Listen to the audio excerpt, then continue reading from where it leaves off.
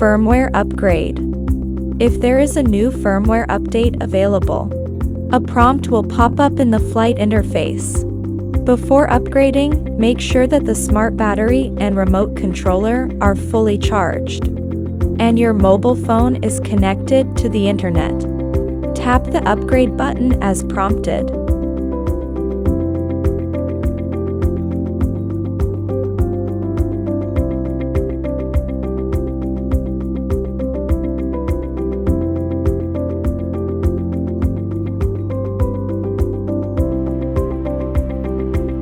After the firmware download is complete, the drone will automatically enter the upgrade state, and its LED indicator flashes blue quickly. Do not operate the drone or the remote controller during the upgrade. After the upgrade is complete, the drone and remote controller may automatically power off. Restart the device for use.